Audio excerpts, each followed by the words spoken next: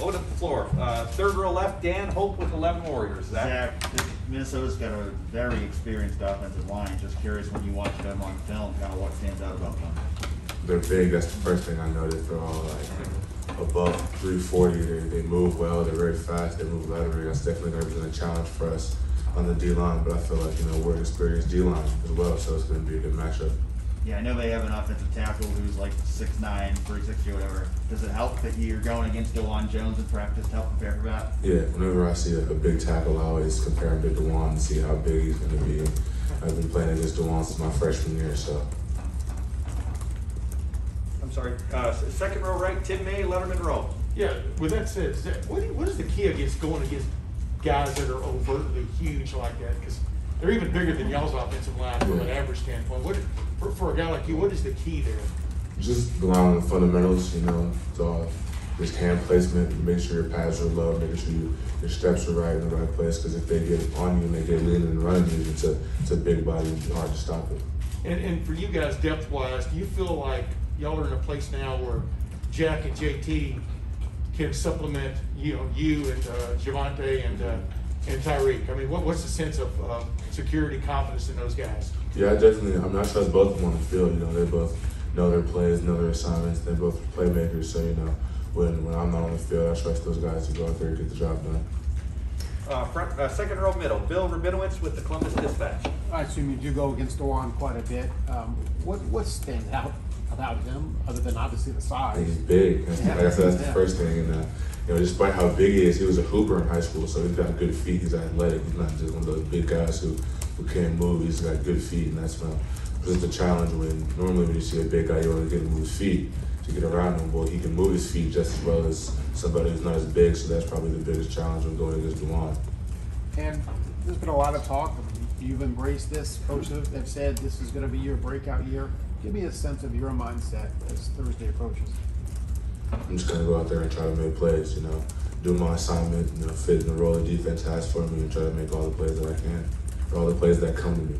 Because I feel like when you go out looking, searching to make plays, you end up getting lost and, not doing your assignment. Second row right, Austin Ward, Letterman row. Zach, when you're talking about Jack and JT, obviously they earn that trust in the training camp and workouts and everything you do, but it's a different thing when you get into a game, right? Like, are you curious about how they will handle that first game, even after what you've seen throughout practice? Not really.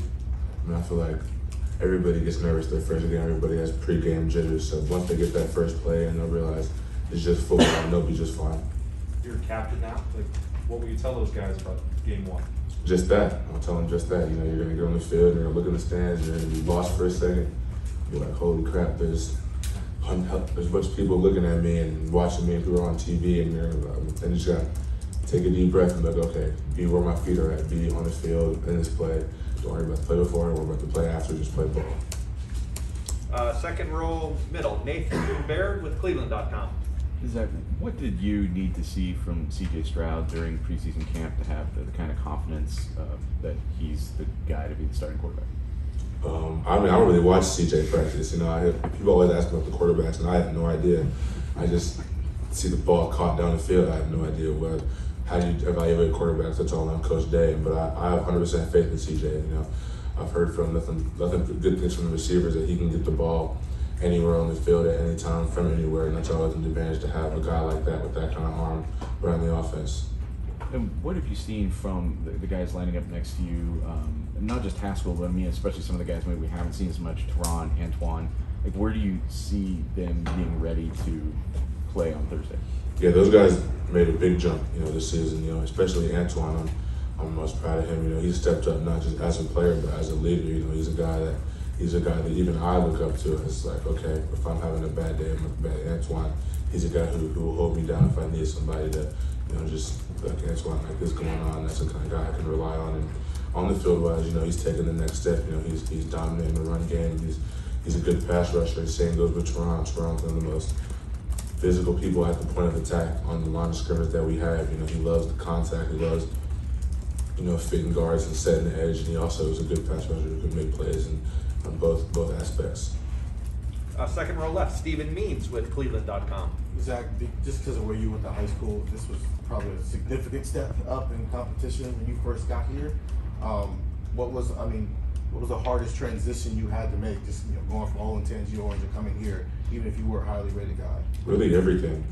Everybody's bigger, faster, stronger here, so that's something that I had to work on. Coming from Orange, I was the biggest, fastest guy on the field. And every single game I played in, I stepped on the field the first time here, and I'm none of those things. So that's when I really had to rely on my technique and my fundamentals, to make sure my physical gifts do maximize.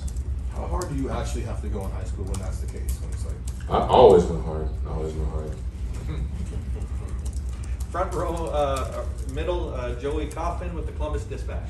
Zach, one of the things Travis mentioned was he thought Maya Williams is giving you guys a good scout for their running back.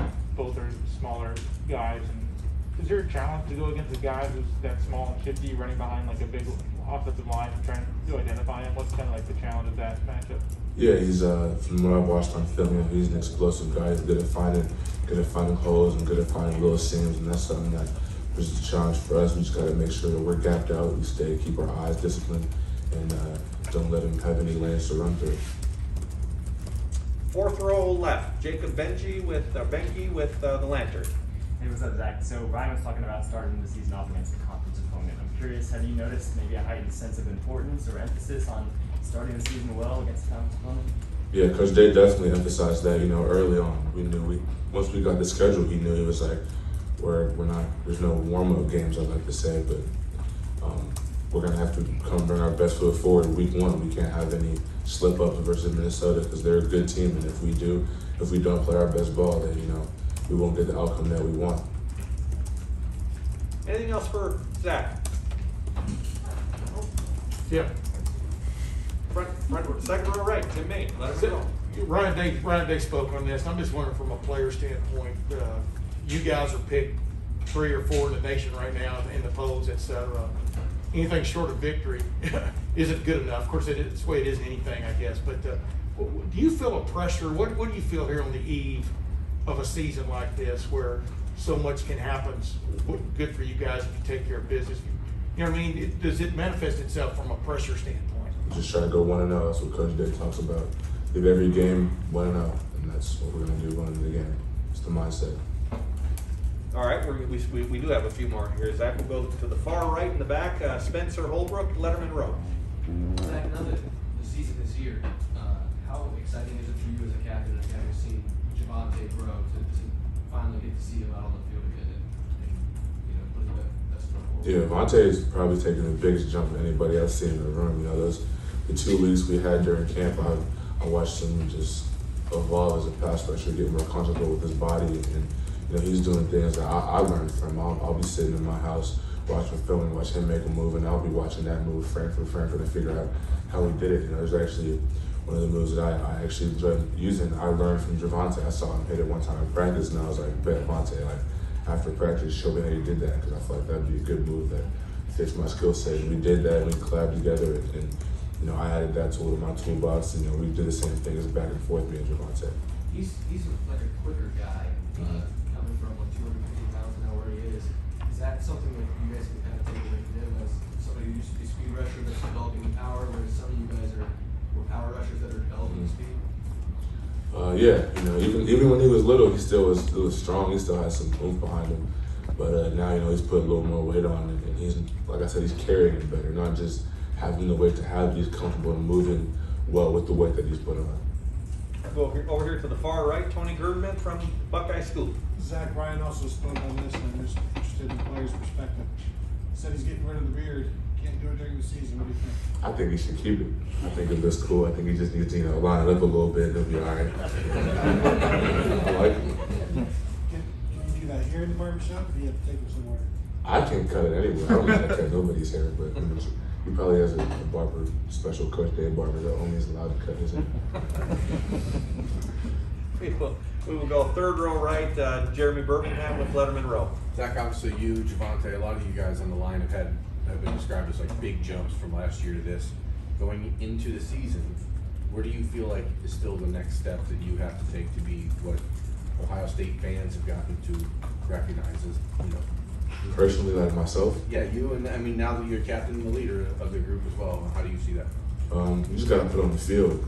You just gotta go out there and play versus another opponents like we do in practice. And if we do that, it's gonna be fun to watch. It's fun to play. And we got last questions coming from third row left, Doug Maurice from Cleveland.com. Zach, I think sometimes we talk a lot about development with guys who are maybe lower rated recruits when they got here, and sometimes we think the 5-star guys are just about talent. But could you just talk about your developmental process as a guy who has a lot of talent, came in with a lot of talent, and what you've done to get where you are now as a player entering year 3? Well, one thing, I think a lot of people put too many emphasis on the stars. You know, once Coach Mick always says, once you get here, you have 0 stars. You're back to ground zero. So all that 5-star, 3-star, 4, that doesn't really matter once you get here. It's just who's willing to work. Because once you get here, everyone's talented. Everyone can play football. It's about who puts in the most work in the weight room, who's dedicated to their technique, their fundamentals, who takes coaching well, and who's able to adapt to this next speed of the game.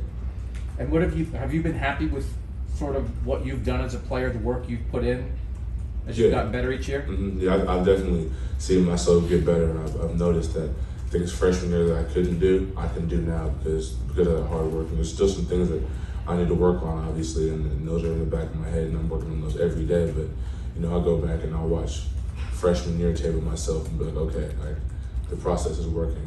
I'm getting better, I'm improving, and I feel like I'm more comfortable and confident in my ability to make plays.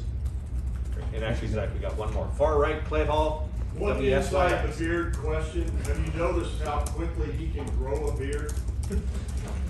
Honestly, I don't really pay too much attention to Coach Day's beard. I'm too busy focused on growing mine. Don't laugh. It's getting there. You know, it's a process, but I'm working on it. Zach, I have a question. Do you notice anyone else's beards that look really good? Yeah, you guys, that's good.